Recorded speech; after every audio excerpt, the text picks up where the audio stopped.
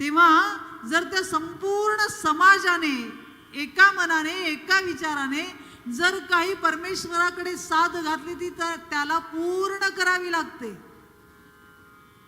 लक्षात घ्या आपण. आणि असे सगळ्या प्रजाजनांच्या मनामध्ये सुद्धा हाच विचार आहे की राजाला संतती प्राप्त व्हावी. एक दिवस नेहमीप्रमाणे राजा आपल्या शयनगृहामध्ये गेलेला आहे आणि त्या चिंतेमध्ये असताना विश्रांती घेत आहे. कधीतरी मध्यरात्री असा खडबडून जागा झाला, दरदरावून घाम फुटलेला,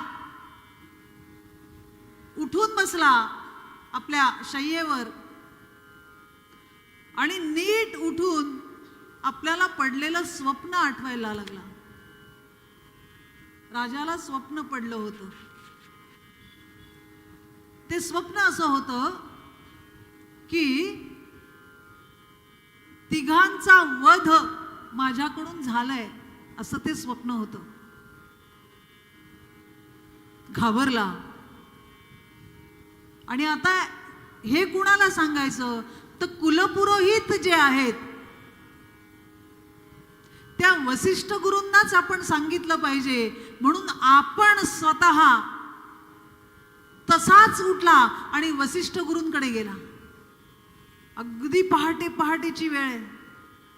त्यावेळी सगळेच जण पहाटे उठायचे आणि पहाटेचं सगळं स्नान आणि आन्हिक पूर्ण झालेले असे वसिष्ठ गुरु महाराज जे या रघुकुल वंशाचे पौरोहित्य करणारे आहेत, पुरोहित आहेत, म्हणजे त्यांना या रघुकुल वंशातल्या प्रत्येकाचा DNA माहिती आहे आजच्या भाषेत.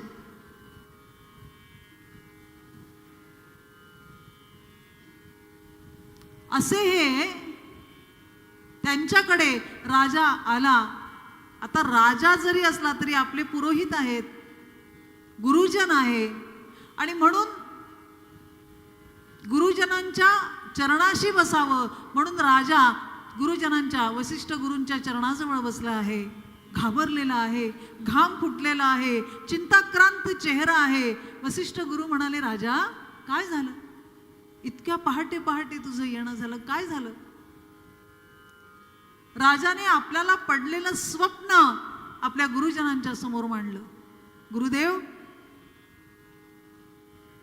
मी असं स्वप्न पाहिलं की माझ्या हातून तिघांचा वध झालेला आहे. असं तर कल्पांती होणं शक्य नाही. मी राजा आहे. या प्रजाजनांचं हित जाणणं, त्यांचं सुरक्षा पाहणं, त्यांना संरक्षित करणं हे माझं काम आहे, कर्तव्य आहे. मी त्याला कधीही कमी पडलो नाही असं मला वाटतं. काय करू, काय करू? वसिष्ठ गुरु म्हणाले, एक कर. आज मृगया कराला निबिड अरण्यामध्ये जा. आपण बाकी सगळा तपशील घेतला नाहीये. 11:15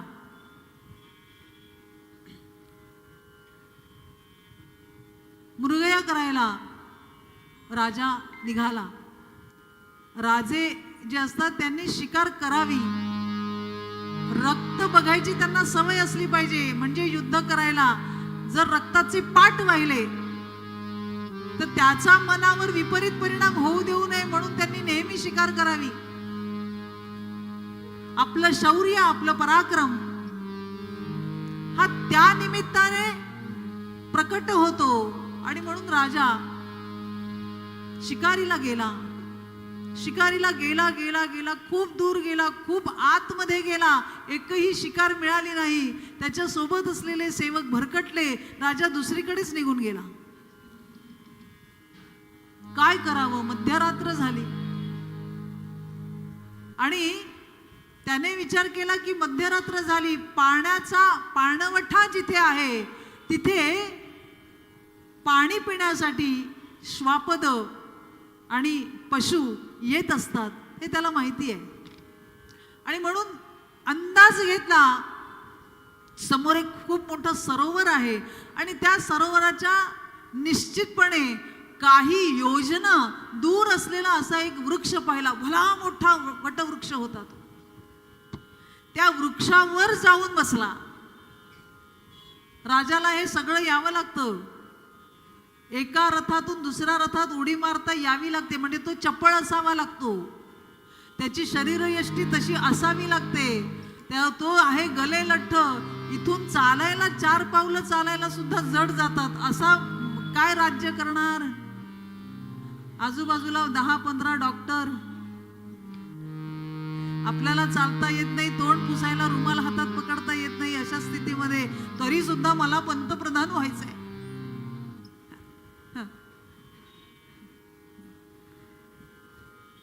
असे जे हा चपळ असावा लागतो. अतिरथी म्हटलेला आहे. दशरथ हा अतिरथी महारथी आहे. म्हणजे एका वेळेस तो आपला रथ जर काही आस वगैरे तुटला तर लगेच दुसऱ्या रथात तो जाऊन आपलं कार्य भागवू शकतो. अशा अनेक रथामध्ये तो सहज लीलया खेळू शकतो युद्ध. असा हा अतिरथी आहे, असा हा महारथी आहे दशरथ. त्याचा देह अत्यंत पवित्र आहे आणि म्हणून तो सदेह वैकुंठाला जाऊन स्वर्गामध्ये जाऊन देवांना युद्धामध्ये सहाय्य करू शकत होता. इतका देह पवित्र आहे. म्हणजे काय साधना, नियम, पावित्र्य त्याच्याकडे असेल. लक्षात घ्या, आपल्याला जेव्हा इतिहास पुराण हे माहिती आपण नुसतं वाचतो, पण त्याच्या मागे जा थोडं बघा. कधी सदेह आपण असे स्वर्गाला कोणी गेलोय का? पण हे सांगतात की नाही, तो स्वर्गामध्ये जाऊन राजा युद्धामध्ये देवांना मदत करत होता. कसा काय जायचा? रथ घेऊन कसं जायचा? थोडा विचार तपशिलामध्ये गेलं पाहिजे आपण. इतका देह पवित्र होता, पण राजा होता, पण युद्ध करणारा होता, शिकार करणारा होता. म्हणजे सगळ्या बाजूने तो आपलं कर्तव्य चोख, परफेक्ट, इतकं परफेक्शन होतं त्याचं. रघुकुल वंशातला वैशिष्ट्यच आहे ते. अशा अनेक गोष्टी. हा राजा एक काही योजना दूर गेला, वृक्षावर बसला आणि तो शरसंधान साधणारा राजा होता. म्हणजे आवाजाचा वेध घेऊन तो आपलं संधान साधू शकत होता. आणि म्हणून मध्यरात्र झालेली आहे, वृक्षावर बसलेला आहे, आपल्या हातामध्ये तो बाण घेऊन बसला. आता असा तयारीत आहे. समजा एखादा पशु आला, एखादा हिंस्र श्वापद आलं आणि त्याने जर पाणी प्यायला सुरुवात केली तर आपण त्याचं संधान घ्यायचं. काळोख आहे, चांदण्यांचा व्यवस्थित प्रकाश पडलेला आहे, त्या सरोवरामध्ये ते प्रकाश पसरलेला आहे आणि अत्यंत नीरव शांतता आहे. अत्यंत नीरव शांतता. आणि नीरव शांततेमध्ये साधा दगड जरी पडला तरी आवाज येतो. म्हणून काही योजना त्याला तो आवाज येऊ शकणार होता. तो संधान लावून आहे. आणि त्या मध्यरात्री बुड बुड बुडायसा, बुड बुड बुडायसा आवाज ते क्षणी झाला. दशरथ शर सोडी, दशरथ शर सोडी, हाय नारायणे असा ध्वनी गेला. राम राम राम हरे हरे राम राम राम राम सीतापते राम राम राम राम रघुत्तम राम. बुडबुड असा आवाज आला आणि त्याने संधान लावलेलंच होतं. क्षणात त्याने आपलं संधान, तो जो बाण होता तो सोडला आणि तो सु सु सु सु सु सु करत असा वेध घेतला, अचूक वेध. आणि नारायणा असा आवाज आला. त्या नीरव शांततेमध्ये हा घनगंभीर मनुष्यवाणी त्याला ऐकू आली आणि क्षणभर दचकला. हाय रे दैवा, काय झालं असेल? आपला मुकुट काढून ठेवला, तो बाण, ते धनुष्य बाजूला ठेवलं आणि काही योजना दूर होता. धावत धावत धावत तिथपर्यंत पोहोचला. बघितलं तर काय, एक तरुण मुलगा 13-14 वर्षाचा मुलगा त्याला त्याची छाती विद्ध करून तो बाण आतमध्ये शिरलेला आणि तो मुलगा नारायण नारायण नारायण असं नामस्मरण करत आहे. शर आला तो आला धावूनी काळ गहिवरला श्रावण बाळ.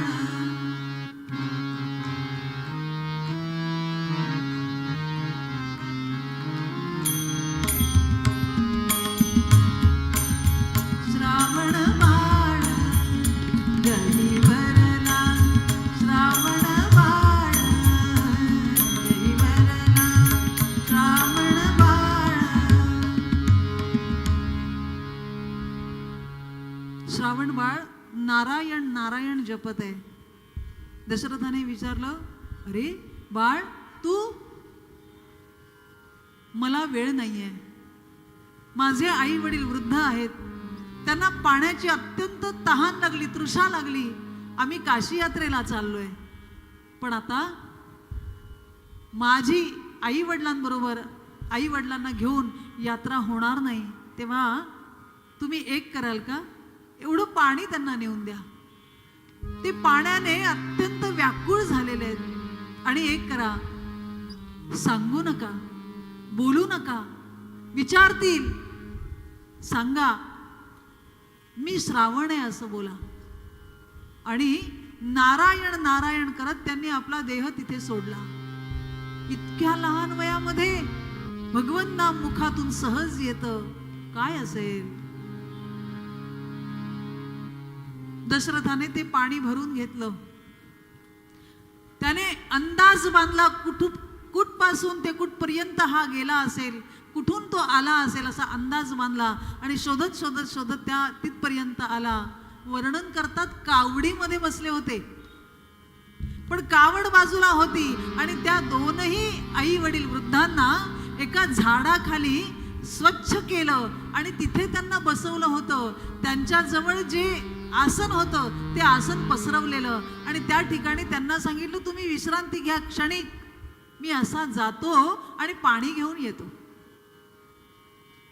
दशरथ राजा अत्यंत हवालदिल झालाय, आता आपण काय बोलायचं, आणि अगदी हळूहळू हळू पावलं टाकत त्यांच्यापर्यंत पोहोचतो. पोहोचल्यानंतर ते विचारतायत. दशरथ राजा काहीच बोलत नाही. अरे बाळा, का बोलत नाहीयेस, का बोलत नाहीयेस, सांग. मी तुमचा बाळ नाही, मी प्रत्यक्ष इकडच्या अयोध्या नगरीचा राजा दशरथ आहे. मग माझा बाळ, आमचा बाळ कुठे गेला, सगळा वृत्तांत त्याने सांगितला. अरे दशरथा, अंधांची हरली काठी, आम्हा प्राण तळमळे त्याच साठी. जा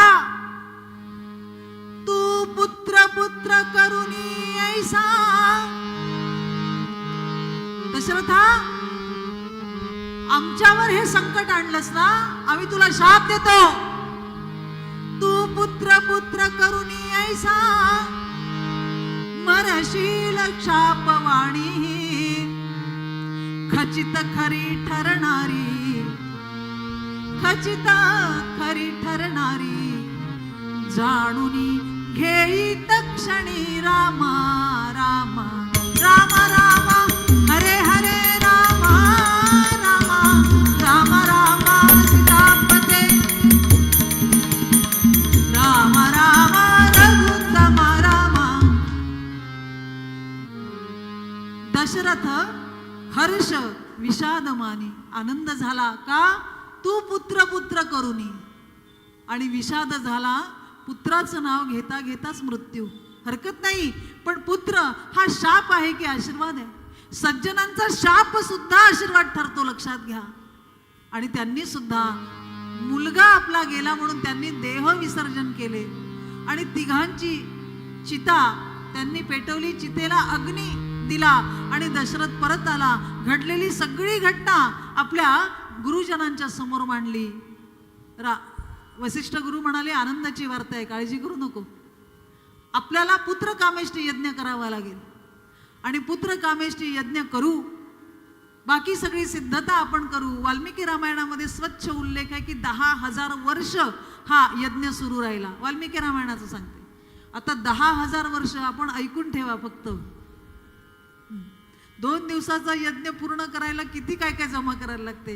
हे 10,000 वर्षाचा यज्ञ समर्थ रामदास स्वामींनी बालकांडामध्ये व्यवस्थित विचार दिलेला आहे की कशा कशाच्या आहुत्या दिल्या गेल्या. 2 वर्षापूर्वी मी त्याचा सविस्तर विचार इथे मांडला होता, मला आठवतं.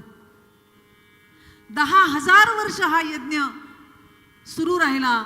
आता तो कसा गेला, अश्व कसा सोडला, ते कुठे कुठे फिरून आला, याचा तपशील आता सांगत नाही, आपण समजून घ्या. पुत्र कामेष्टी यज्ञ पूर्ण झाला, पूर्णाहुती झाली. जो अश्व सोडलेला त्या अश्वाला स्वतः कौसल्या मातेने वध केला. तो वध केल्यानंतर त्या अश्वाचं राखण कौसल्याने केलं.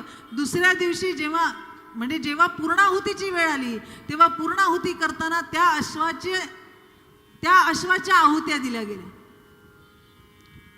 बाकी सगळा तपशील आहे. त्या अश्वाला कसं स्नान घेतलं, अवभृत स्नान कसं झालं, त्या अश्वाच्या 4ही पायाला एक कुत्रा कसा बांधला होता, त्याच्यावरून अभिषेक करताना त्या अभिषेकाचं पाणी त्या कुत्र्यावर गेलं, त्यानंतर तो कुत्रा सोडला, त्यांचा वध केला, त्यानंतर अश्वाचा वध केला. या सगळ्या प्राण्यांचा त्याच्यामध्ये आहुती दिली गेली, पूर्णाहुती झाली. आणि पूर्णाहुती ही असं म्हटल्याबरोबर त्याच्यामधून असा प्रकाशरूपी अग्निदेवता प्रगट झाली. दशरथा घे पायसदान दशरथा घे पायसदान दशरथा. तुझ्या यज्ञी मी प्रगट झालो, हा माझा सन्मान. दशरथा घे हे पायसदान. आणि स्वतः देवांच्या स्त्रियांनी कामधेनूच्या दुधापासून बनवलेलं हे पायस, ही खीर प्रत्यक्ष भगवान नारायण अग्निनारायण घेऊन आला आणि दशरथाच्या हातामध्ये तो प्रसाद दिला. सांगितलं आपल्या 3ही राण्यांना हा प्रसाद दे. यथामती दशरथाने तो प्रसाद घेतला आणि आपल्या 3ही राण्यांना, पहिले कौसल्याला, मग सुमित्रा आणि कैकेयी. आपल्याला माहिती, कैकेयी रागावली, मी पट्ट राणी आहे आणि मला शेवटी असा राग. या दोघींनी तोपर्यंत विचार केला की रागावू नकोस, इतकं समजूत घालेपर्यंत एक घार आली आणि कैकेयीच्या हातातला तो जो भाग आहे तो ती घेऊन गेली. त्याचं पुढे काय झालं ते पुढे. आता हिच्या हातात प्रसाद राहिला नाही म्हणून दोघींनी आपापल्या प्रसादातला एक एक वाटा तिला दिला. प्रसाद ग्रहण केला आणि ग्रहण केल्यानंतर यथावकाश 3ही स्त्रिया गर्भवती झाल्या. 3ही स्त्रिया. इतकं तेज आहे, प्रत्येकाच्या मुखावर देहावर तेज आहे.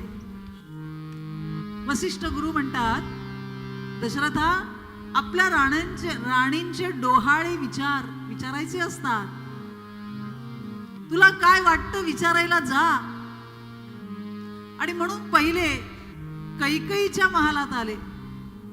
ती रुसली आहे, ती काही बोलली नाही. सुमित्रेच्या महालात आले. सुमित्रा के मंदिर जात राजा, सुमित्रा के मंदिर जात राजा, उसे देखत वो कड़ी आग भाया, उसे देखत वो कड़ी आग भाया. सुमित्रा के क्या बात है. सुमित्राच्या महालात गेले. त्यांना विचारलं आपली काय इच्छा आहे सांगा. तिने सांगितलं मी जाणार, माझ्या ज्येष्ठ बंधू बरोबर मी जाणार, मला दुसरं काही प्रिय नाही. माझा ज्येष्ठ बंधू आणि मी त्याची सेवा करायला मी आलेलो आहे, त्याची सेवा मी करणार. राजा म्हणाला ही काही दुसरं बोलतच नाही, एकदम अशी मी जाणार. वसिष्ठ गुरूंना जाऊन भेटले, सांगितलं म्हणे काळजी करू नको. असा कोणी देवाचा अंश जन्माला येतो आहे आणि तो तुझ्याच या घराला आश्वस्त करत आहे. निश्चित समज की हा आधार आहे. कौसल्याच्या महालात आले. कौसल्या ध्यानस्थ बसलेली आहे. सर्वांगावर गर्भातलं तेज बाहेर आलेलं आहे. सगळ्या अंगावर तेज फाकलेलं आहे. अत्यंत आनंदी मुखावर ब्रह्मतेज आहे. आणि राम रंगी रंगले,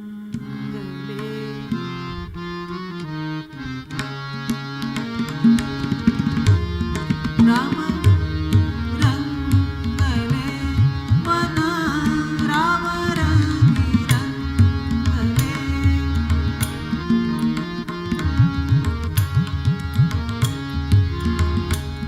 विश्वरंगी रंगले, विश्वरंगी रंगले मन, राम रंगी रंगले मन, राम रंगी रंगले, राम रंगी रंगले, राम रंगी रंगले.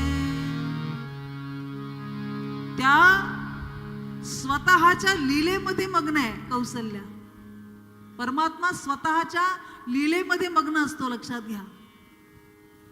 तिला दशरथाने थोडं हलवलं. ध्यान आहे, डोळे बंद केलेले आहेत, अखंड त्याचं ध्यान लागलेलं आहे. अशी ही कौसल्या त्या परमात्मा, तो जो परमात्मा गर्भात आहे त्याचं चिंतन नाही, तोच चिंतन करत आहे. आणि म्हणून संपूर्ण ब्रह्मतेज मुखावर आहे. आणि त्या अवस्थेत असताना दशरथ तिला हलवतोय. ती जागी झाली. आणा धनुष्य, आणा, त्याचा वध करायचाय मला. एकदम कडाडून उठली. पूर्ण गर्भावस्था आहे, पूर्ण अवस्था झालेली आहे. 9 महिने 9 दिवसाच्या आसपासचा हा काळ आहे. आणि ती एकदम उठून अशी उभी राहते. आवेश आहे तिच्या देहामध्ये सुद्धा. आणि एकदम आवेशाने ती बोलत आहे. अशा स्थितीमध्ये दशरथ जो तिला हात स्पर्श करायला गेलेला तो 4-10 पावलं मागे गेला. त्याने विचार केला, हे काय झालं? एकदम अशी आवेशात कशी आली? बाकी काही बोलत नाहीये. ती दशरथाला पाहत सुद्धा नाहीये. अत्यंत स्वतःमध्ये मग्न असलेली अशी ती. वसिष्ठ गुरूंकडे गेले आणि सांगितलं, कौसल्याचं असे डोहाळे आहेत. म्हणाले, राजा भाग्यवान आहेस, स्वतः भगवान तिच्या उदरामध्ये निवास करू नये. जा, पडदा बंद करा बरं का. आणि चैत्र शुद्ध नवमी तिथी आहे. आद्रा नक्षत्र आहे. अभिजित असा मुहूर्त आहे. संपूर्ण निसर्ग हा आनंदी झालेला आहे. गोमातेने भगवान विष्णूकडे जाऊन विनवणी केलेली की अरे स्वैराचार, भ्रष्टाचार, दुराचार अखंड माजलेला आहे. सगळी पृथ्वी आंदोलन निघत आहे, आक्रंदत आहे. तिला सांत्वन कर, तिचं सांत्वन कर, तिचं समाधान कर, तिला काहीतरी आश्वासन दे, आश्वस्त कर. म्हणून ती ब्रह्मदेव, महादेव आणि विष्णूकडे, हे सगळ्या देव देवता विष्णूकडे जाऊन विष्णूला प्रार्थना केलेली आहे. आणि विष्णूने आश्वस्त केलेलं आहे की मी येणार. त्यासाठी जेव्हा विष्णूने आश्वासन केलं तेव्हा त्याचं स्वतः प्रत्यक्ष दर्शन, प्रत्यक्ष स्पर्श आणि त्याला पाहण्याचं सुख लाभावं, यासाठी अनेक जपी तपी साधक मुनी तपस्वी अशा सगळ्यांनी तप केलेलं की देवा तुझा प्रत्यक्ष सहवास घडावा. त्या सर्वांना वैकुंठनाथ भगवंताने, नारायणाने सांगितलं, जा अयोध्येमध्ये जन्म घ्या, मी जन्माला येतो आता. आणि म्हणून सगळीकडे आनंदी आनंद आहे. चैत्र शुद्ध नवमी आहे. अभिजात नक्षत्र आहे, आर्धा नक्षत्र आहे, अभिजात मुहूर्त आहे. आणि सूर्यदेव मध्यान्नी आलेला आहे. तरी सुद्धा त्याचा प्रकाश अत्यंत स्वच्छ पण निर्मळ आहे. तो दाहक नाहीये, आल्हाददायक असा त्याचा प्रकाश आहे. आणि सगळीकडे आनंदी आनंद आहे. देव आता जन्म घेणार म्हणून आकाश मार्गामध्ये सगळ्या देवता आपल्या हातामध्ये पुष्प घेऊन उभ्या आहेत. गंधर्व गायन करत आहे, अप्सरा नृत्य करत आहे, सगळीकडे आनंदी आनंद आहे. आणि तोपर्यंत 40ला करायचंय, ठीक आहे, आपल्याला जाता येईल. मला वाटलं 12, हरकत नाही, आपण परत मागून पुढे जाऊ. अशा प्रकारे ह्या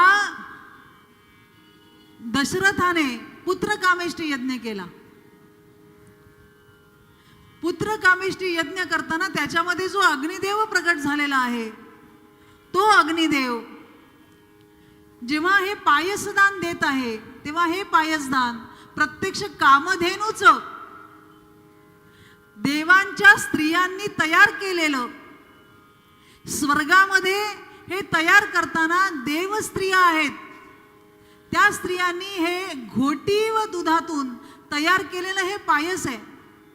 जेव्हा अग्निदेव प्रकट झाला तेव्हा त्याच्या पूर्ण आहुतीला सगळ्या ज्या आहुती दिल्या होत्या त्या 10,000 वर्षाच्या आहुती, या आहुती कोणत्या कोणत्या होत्या लक्षात घ्या. त्या आहुतीमध्ये अनेक पशूंच्या आहुती आहेत, पक्ष्यांच्या आहुती आहेत. त्या मंडपामध्ये, ज्या मंडपामध्ये हा यज्ञ आकाराला आला, त्या मंडपामध्ये फार मोठे मोठे स्तूप उभे केलेले आहेत. त्या स्तूपाला ते सगळे पशु लावलेले आहेत. ते पशु त्याप्रमाणे त्याची आहुती द्यायची आहे.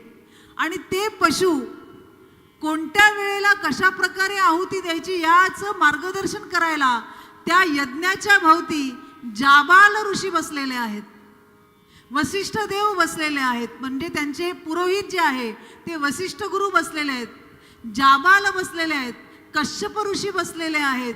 आधी 5 ऋषी त्यांनी या मुख्य ज्याकडे पूर्णाहुती होणार आहे त्या मुख्य यज्ञाच्या अवतीभोवती बसलेले आहेत. कश्यप ऋषी या संपूर्ण विश्वाचे पालक म्हणून मानले जातात. म्हणून ज्यांना गोत्र माहिती नाही त्यांनी आपलं गोत्र कश्यप सांगावं असं सांगितलं जातं. त्यामुळे कश्यप ऋषी या संपूर्ण विश्वाचे पालक, जन्मदाते आहे असं त्यांना मान्यता मिळालेली आहे. हे त्यांचं पद आहे. जाबाल ऋषी जे आहेत ते जाबाल ऋषी हे कामशास्त्रामध्ये अत्यंत प्रवीण आहे. म्हणजे त्याच्यामध्ये त्यांनी डॉक्टरेट मिळवली आहे तेव्हाच्या भाषेमध्ये. त्यामुळे त्याचं ज्ञान त्यांना अपूर्व असं ज्ञान आहे. पण स्वतः पूर्णतः नैष्ठिक ब्रह्मचारी आहेत. आणि वसिष्ठ गुरु हे त्या रघुकुल वंशाचे कुलपुरोहित आहे. आणि कुलपुरोहित असल्यामुळे त्या कुळाच्या नेमकी प्रत्येक देहामध्ये काय अपेक्षित आहे, त्यांचं संपूर्ण जीवनाची दैनंदिनी काय आहे, ही सगळी दैनंदिनी कुलपुरोहिताला माहिती पाहिजे. आणि ती वसिष्ठ गुरूंना माहिती आहे. त्यामुळे या रघुकुल वंशामध्ये आत्तापर्यंत झालेले सगळे राजे, या सगळ्या राजांचा जर विचार केला तर प्रत्येक राजा हा तपस्वी आहे. दिलीप राजा याला सुद्धा संतती होत नव्हती, त्याने सुद्धा कामधेनूची सेवा केलेली आहे. आणि कामधेनूची सेवा करताना ज्या नंदिनी कामधेनूची सेवा करायला त्यांनी सुरुवात केली, कुलपुरोहिताने सांगितलं की तू कामधेनूची सेवा कर, कारण तुझ्या हातून अपराध घडलेला आहे. तो अपराध काय घडला आहे तर जेव्हा दिलीप राजा जात होता तेव्हा कामधेनू तिकडे उभी होती आणि त्या कामधेनूला साधा मान दिला नाही, साधा नमस्कार केला नाही, म्हणून ती रुष्ट झालेली, रागावलेली. आणि म्हणून लक्षात घ्या, आपण जाता येता जर एखादं मंदिर उभं असेल, एखादी देवता जर तिकडे असेल तर देवतेला नमस्कार करावा, असं करू नये. आजकाल नमस्काराची वेगळी पद्धत आहे. फडफडा नमस्कार, हवेतला नमस्कार, त्रिकाल नमस्कार. नमस्कार हात जोडून, त्याची कसली लाज वाटते हो आपल्याला. देवता आपल्या आहेत, आपण आर्य सनातन वैदिक हिंदू धर्मातले आहोत, तेव्हा आपल्याला लाज आणि भीती कुणाची का? हात जोडून नमस्कार करावा. आणि हात जोडून नमस्कार केल्याने त्या देवतेचा मान राखला जातो, लक्षात घ्या. म्हणजे ती देवता कधी रुष्ट होत नाही. ती देवता म्हणजे कामधेनू ही देवता आहे, ती स्वर्गातली देवता आहे. त्यामुळे तिचा मान राखला गेला नाही म्हणून ती रागावली. आणि ती रागावली म्हणून कुलपुरोहित म्हणाले, राजा तुझ्याकडून अपराध घडलाय, दोष झालाय तुझा, म्हणून तू त्या कामधेनूची सेवा कर.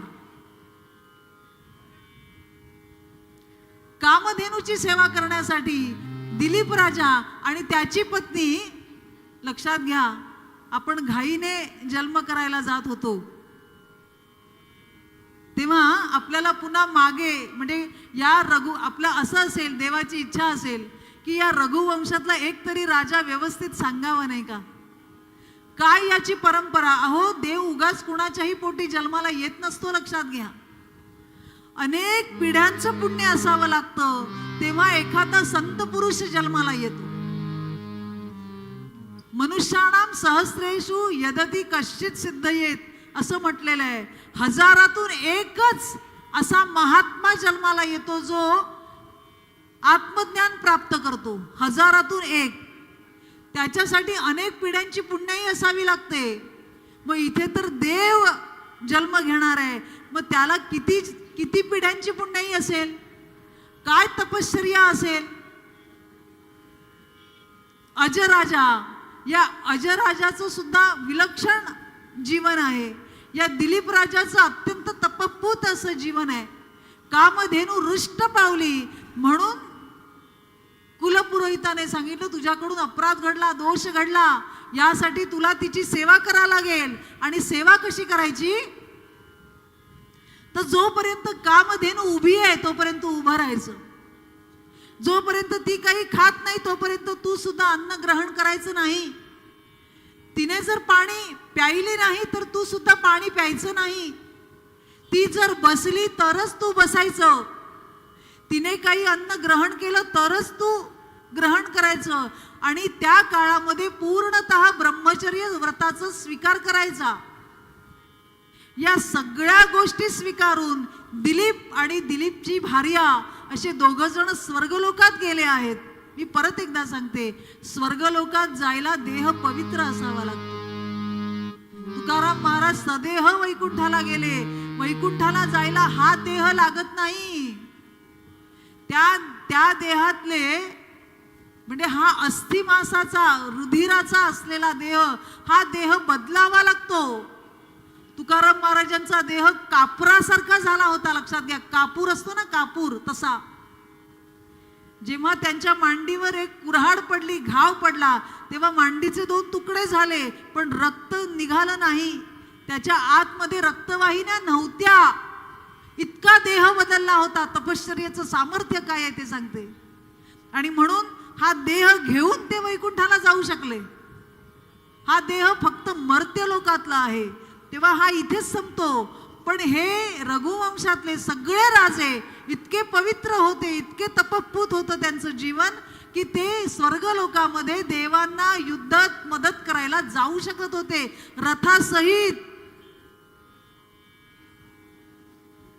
जेव्हा 5 पांडव आणि द्रौपदी स्वर्गारोहणाला निघाले, ऐका, तेव्हा स्वर्गारोहण करता करता सगळ्यात पहिले जी संपली ती द्रौपदी. सगळ्यात पहिले पडली ती द्रौपदी. भीमाने धर्माला विचारलं, ही का पडली? म्हणाले, तिला खूप सौंदर्याचा अहंकार होता की माझ्यासारखं सौंदर्य कुठेच नाही. तो अहंकार आणि आपल्या 5ही जणांपेक्षा अर्जुनावर तिचं अधिक प्रेम होतं म्हणून ती पहिले पडली. त्यानंतर हळूहळू करता अर्जुन, त्यानंतर भीम पडला. आणि मग धर्मराज जाता जाता स्वर्गारोहण करता करता त्याच्या उजव्या पायाचा अंगठा गळून पडला. उजव्या पायाचा अंगठा का गळून पडला? कारण युद्धामध्ये नरोवा कुंजरोवा असं अर्ध सत्य बोलला होता. अर्ध म्हणजे अर्ध सत्य आणि अर्ध खोटं. अर्ध खोटं बोलल्याने पायाचा एक अंगठा, उजव्या पायाचा अंगठा गळून पडला. आपलं काय काय गळेल, काहीच राहणार नाही. किती पदोपदी कसे बोलतो आम्ही, कसे राहतो, काय करतो, आपला आचार काय, आपला विचार काय, आपली बैठक काय, आपलं नाम काय, आपली भक्ती काय, आपलं ज्ञान ते काय, आपण कुठे आहोत. म्हणजे हे रघुवंश जे आहे ते अत्यंत पवित्र जीवन जगणार आहेत. मला आपल्याला हे सांगायचं आहे. असा हा दिलीप राजा स्वर्गामध्ये जातो, त्या कामधेनूची सेवा करतो आणि त्या कामधेनूची सेवा अत्यंत मनापासून करतो. ती सेवा करता करता करता करता कामधेनू बसली तर हा बसणार, ती जेवढी चालेल तेवढे हे दोघं जण चालणार आणि तिच्यासाठी काही ना काही तिला अन्न मिळावं म्हणून दोघं जण तिला जे योग्य आहार आहे तो आहार घेऊन ते तिच्या मागे फिरणार. जोपर्यंत ती खात नाही तोपर्यंत आपणही उपवास करणार. अशी ही कामधेनू, त्या कामधेनूने विचार केला की आपली सेवा याची परिपूर्ण होत आली, अत्यंत मर्यादेत राहून याने आपली सेवा केली आहे, आता याची परीक्षा घ्यायची वेळ आली. कामधेनू ही देवता आहे, लक्षात घ्या. आणि म्हणून तिने ठरवलं आपण आता दशरथाची परीक्षा घ्यावी. क्षमा करा, दशरथ नाही, दिलीप राजा, दिलीपाची परीक्षा घ्यावी म्हणून ती एका असं जाता जाता जाता एका कपारीत जाऊन बसली. कामधेनू एका कपारीत जाऊन बसली आणि कपारीत कशी बसली, तिकडे तिने तिचं रूप बदललं, सिंहीण झाली, सिंहीण. आणि आपले असे जबरदस्त पंजे रोवले, आपला तो भव्य देह त्या कपारीमध्ये असा पसरवला, हात असे म्हणजे पहिले मोठे पाय ते रोवले आणि त्याच्या आतमध्ये ती नंदिनी आहे असा भास केला. या देवता आहेत ना, कामधेनू आहे ना. कामधेनू म्हणजे काय, आपण जी जी इच्छा करू ती ती पूर्ण करते, त्याला कामधेनू म्हणतात.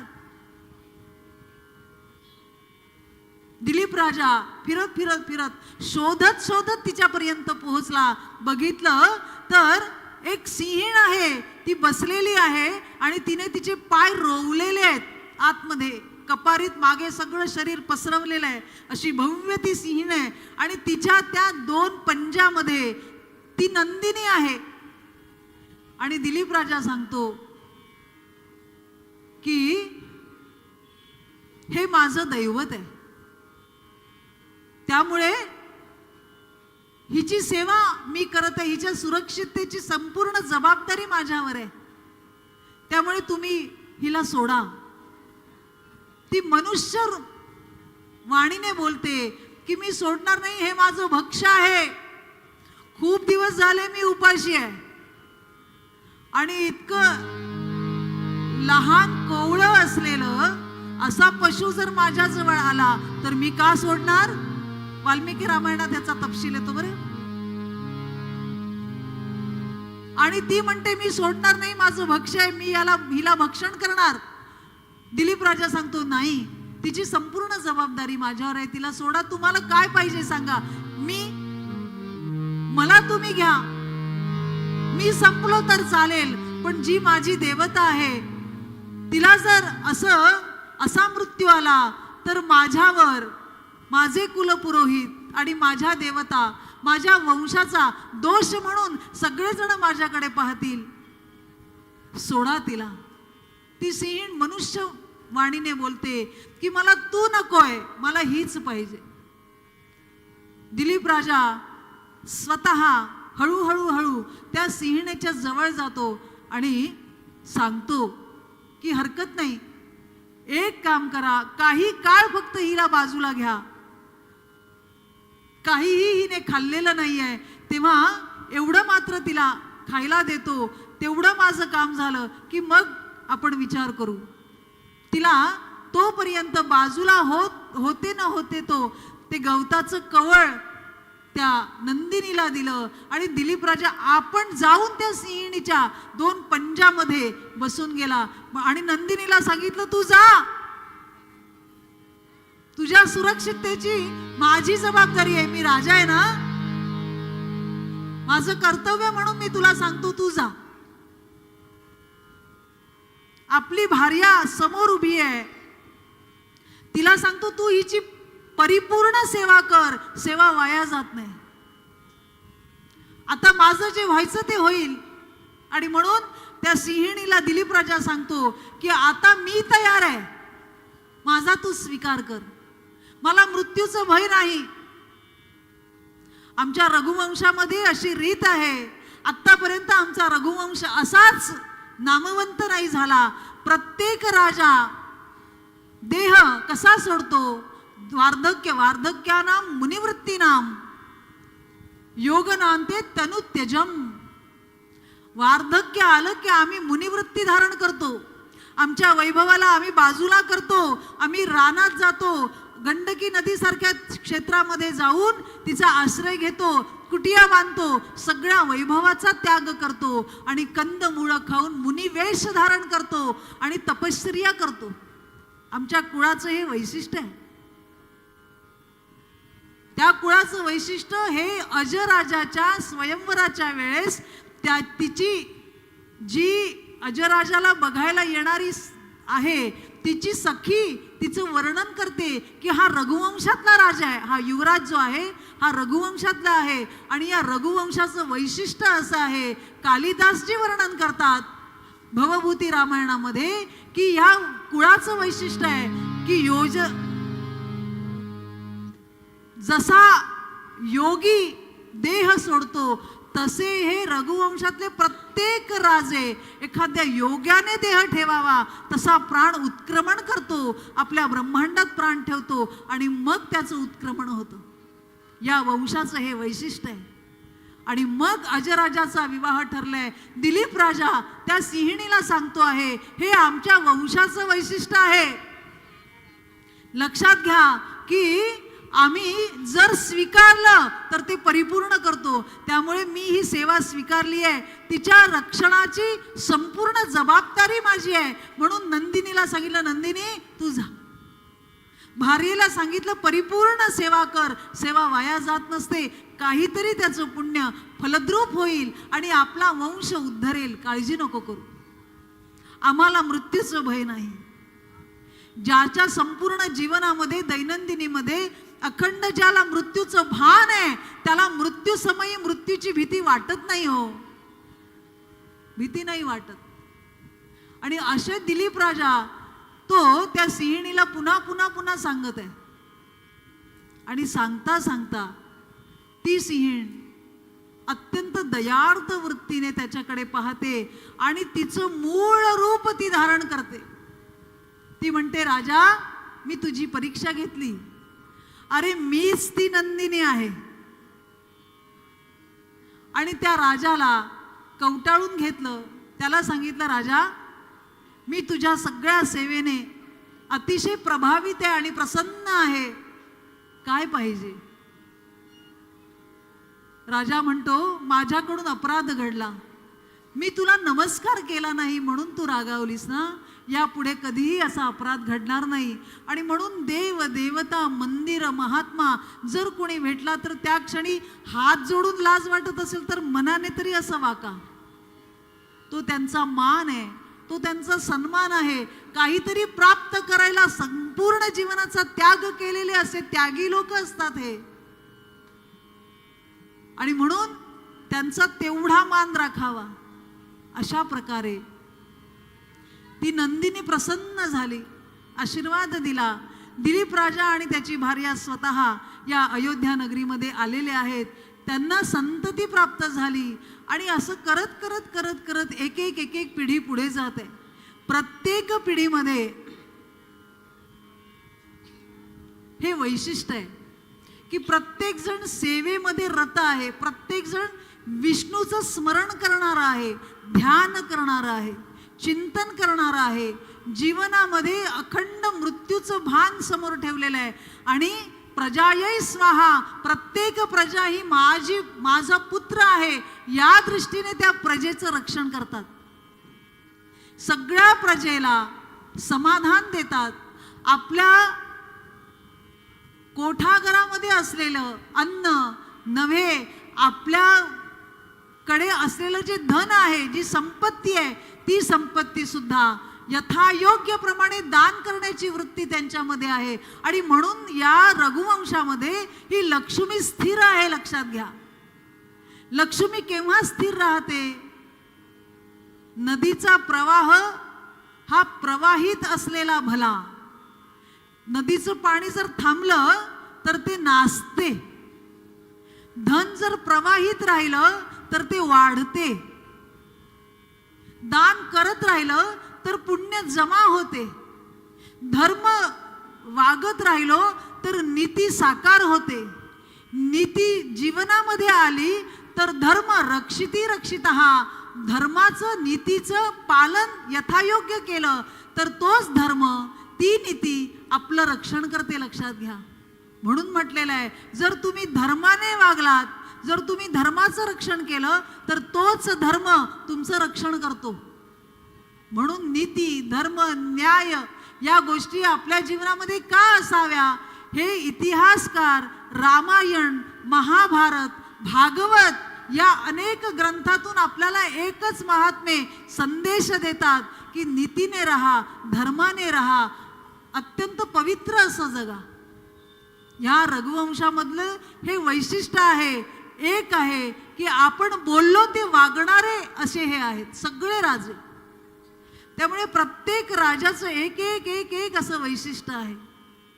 दिलीप राजा याला संपूर्णतः नंदीने प्रसन्न होऊन आशीर्वचन देऊन याची पिढी पुढे जात आहे. पुढे दशरथासारखा राजा जन्माला येतो. त्याचं वैशिष्ट्य असं आहे की त्याने कधीही युद्ध केलं नाही म्हणे. वाल्मिकी रामायणामध्ये याचा उल्लेख आहे की दशरथ राजाला युद्ध करावं लागलं नाही, इतकी वाणी मधुर होती. समर्थ दासबोधामध्ये सांगतात, जगामध्ये जगमित्र जिव्हेपाशी आहे सूत्र. जिभेवर ते सूत्र आहे. गोड बोलत गेलो, नुसतं गोड नाही. हं, आडनाव गोड बोले म्हणून गोड नाही. सांगितलंय गोड बोलायचं म्हणजे गोड बोलायचं नाही, सत्य बोलायचं. सत्यम ब्रूयात, पण चांगलं बोलायचं, सत्य बोलायचं, पण प्रियम ब्रूयात. ते सत्य असलं पाहिजे पण प्रिय असलं पाहिजे. द्रौपदीचं वैशिष्ट्य सांगताना ते सांगतात की द्रौपदी कशी बोलायची, की जेव्हा ती बोलायला लागली का ती सत्य तर बोलायची पण प्रिय बोलायची. त्यामुळे समोरच्याला मनाला आघात व्हायचा नाही. फक्त एकदा हसली ती. लक्षात घ्या, वेळ आपल्याला चांगला मिळाला. एकदाच हसली. केव्हा हसली? भीष्माचार्य जेव्हा शरपंजरी पडले होते तेव्हा त्यांनी न्याय, धर्म आणि नीतीची शांती पर्वामध्ये त्यांनी सगळा विचार सांगितलाय. तेव्हा जेव्हा ते धर्म सांगत होते की धर्म कशाला म्हणतात, नीती कशाला म्हणतात, हे ऐकता ऐकता द्रौपदी हसली. आणि तेव्हा भीष्माचार्य म्हणतात, तू का हसलीस? ते म्हणाले, जेव्हा माझं वस्त्रहरण सुरू झालं तेव्हा हा धर्म, ही नीती कुठे गेली होती? ते म्हणाले, तेव्हा या देहामध्ये ज्याचं अन्न खात होतं ना त्याचं रक्ताभिसरण चाललेलं, म्हणून मती भ्रष्ट झालेली, म्हणून त्यावेळेस सुचलं नाही. आता ते सगळं निघून गेलं आणि म्हणून आता धर्म सुचतो, म्हणून आता न्याय सुचतो. या वंशामधलं हे वैशिष्ट्य आहे की अत्यंत धर्माने जगणारी मंडळी आहे. प्रजायै स्वाहा. प्रजेला जर काही कमी पडलं तर आपल्याकडचं धन खर्च करण्याची वृत्ती या प्रत्येक राजाची आहे. माझं पण माझं, तुझं पण माझं, तुमचं पण माझं आणि तुम्हा सर्वांचं पण माझं, नाही का? 450 एकर जमीन 500 रुपयाच्या स्टॅम्प पेपरवर सामान्य गोष्ट आहे की नाही? आज ही परिस्थिती आपल्या समोर या गोष्टी घडतात. आपल्याला साधं 10 एकर 15 एकर तर आपल्याला स्टॅम्प ड्युटी किती असते आणि इथे किती काय काय झाकलं जातं ते मी सांगते आपल्याला. हे कुणाचं? जे राजकारण करतात त्यांचं. हे पण राजे आहेत ना. मग कुठेही असं त्यांच्या हातून कधीही दोष घडला नाही, म्हणून देह पवित्र होता. आणि असा देह पवित्र असल्यामुळे त्या अग्निदेवतेला प्रगट व्हावं लागलं. ती अग्निदेवता प्रगट झाली. किती योजना असेल बघा. त्या वैकुंठनाथ भगवंताची योजना किती दूरपर्यंत असेल की हा पुत्र कामेष्टी यज्ञ करणार आणि त्याच्यामध्ये आपल्याला प्रगट व्हावं लागणार.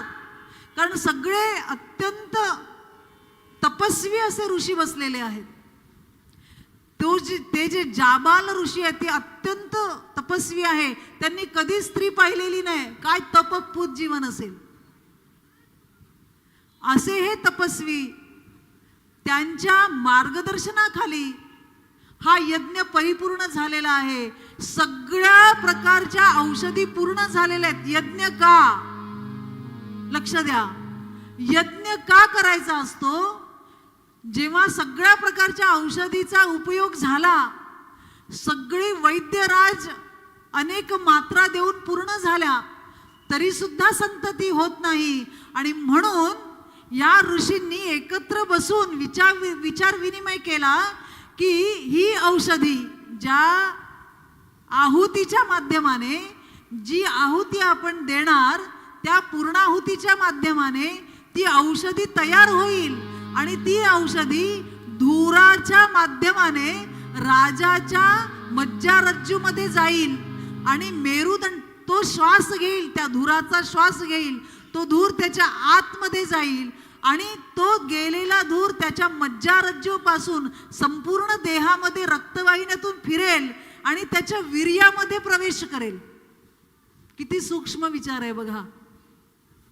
आणि ती औषधी त्याच्या वीर्यात गेल्यानंतर ओज, तेज, ती शक्ती, ते सामर्थ्य त्याच्यातून त्या राण्यांकडे जाणार आहे. आणि म्हणून पुत्र कामेष्टी यज्ञ आहे.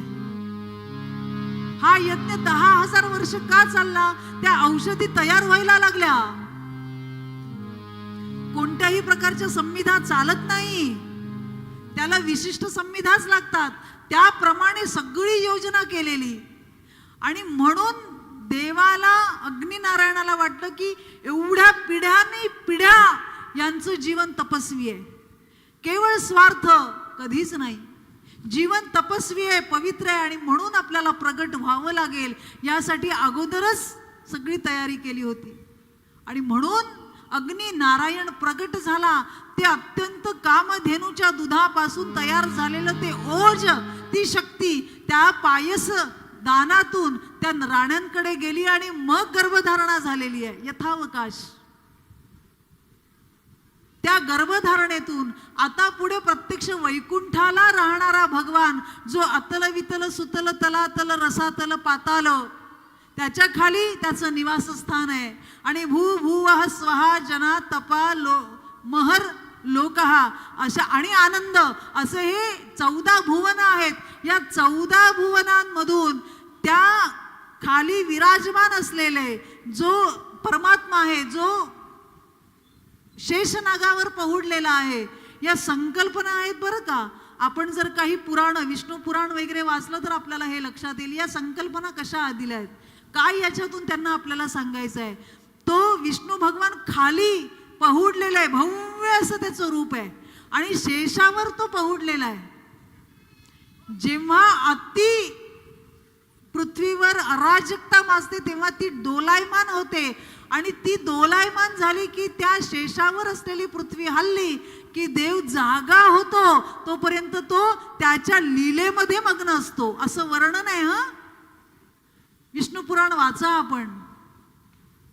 त्याचं वर्णन केलंय की तो स्वमहिमेने तिष्ठती असं म्हटलेलं आहे. त्याच्या महिमेमध्ये तो तिष्ठत असतो.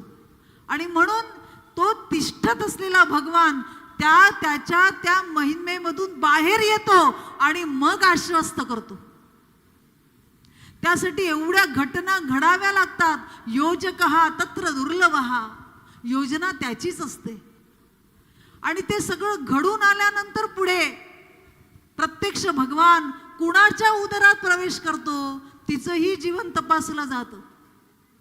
आजही असे पवित्र आत्मे या आकाश मार्गामध्ये फिरत आहे. त्यांना पाहिजे असा गर्भ पवित्र, पण आमचं जीवन कुठे चाललंय? आणि म्हणून असे पवित्र जीव प्रवेश करायला आपल्या जीवनामध्ये ती पवित्रता यावी लागते. वैकुंठनाथ भगवान प्रत्यक्ष स्वतः जेव्हा कौसल्याच्या उदरामध्ये आला तेव्हा तिचं जीवन किती तपस्वी आहे. तिने सगळ्यांना सामावून घेतलंय आपल्यामध्ये. प्रत्येक वेळेस सहधर्मचारिणी तिला म्हटलेलं आहे. ती दशरथाबरोबर सहचारिणी आहे. ती दशरथाच्या धर्माला वागणारी अत्यंत अनुकूल अशी स्त्री आहे. मला अमुक असं पाहिजे म्हणून तिने कधीही हट्ट केलेला नाहीये. वाल्मिकी रामायण वाचा आपण. आणि अशी त्याला अत्यंत अनुकूल असलेली, त्या संपूर्ण रघुकुलाला अनुकूल असलेली, राजाच्या प्रत्येक कार्यामध्ये सहचारिणी असलेली, मनकवडी असलेली अशी ही दशरथाची भार्या आहे. आणि म्हणून त्याला परिपूर्ण असलेली ही त्याची भार्या, म्हणून तिच्या उदरामध्ये वैकुंठनाथ भगवान नारायण प्रवेश करतो, तिच्या गर्भात राहतो. यथावकाश 9 महिने आणि 9 दिवसाचा कालावधी पूर्ण करतो. का? कारण त्याला नरदेह घेऊन यायचंय.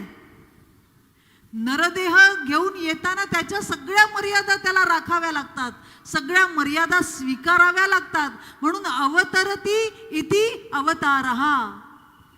आपले सगळे, आपल्या अवताराचं जे काही मोठे पण सामर्थ्य महात्म्य आहे ते महात्म्य बाजूला टाकावं लागतं आणि अत्यंत निम्न स्तरीय त्याला यावं लागतं. आणि म्हणून तो खाली येतो, खाली या मर्त्य लोकामध्ये येतो. या मर्त्य लोकामध्ये येताना त्याला नरदेह धारण करायचा असतो. म्हणून नरदेहामध्ये असलेल्या सगळ्या मर्यादा त्याला सांभाळूनच यावं लागतं. आणि म्हणून अभिजात असा मुहूर्त आहे, आर्धा नक्षत्र आहे, चैत्र नवमी तिथी आहे, सूर्य आकाशामध्ये आलेला आहे. क्षणभर सूर्याला, हा रघुवंश त्याच्या वंशातला आहे ना, आणि म्हणून त्याला आपल्या वंशात जन्माला येणारा जो नारायण आहे हा कसा असेल बरं, म्हणून त्याचं दर्शन घ्यायला तो थांबलेला आहे. अत्यंत शीत वात वाहत आहे. सगळ्या संपूर्ण अयोध्या नगरीमध्ये आनंदी आनंद पसरलेला आहे, कारण प्रत्यक्ष भगवान जन्माला येणार आहे. अनेक तपस्वी मुनी जनी, तपस्वी असे साधक, हिमालयामध्ये हजारो वर्ष तपश्चर्या करणारे योगी या अयोध्येमध्ये जन्माला आले आहेत. दगड धोंड माती रेती, लता वेली, वृक्ष, पानं फुलं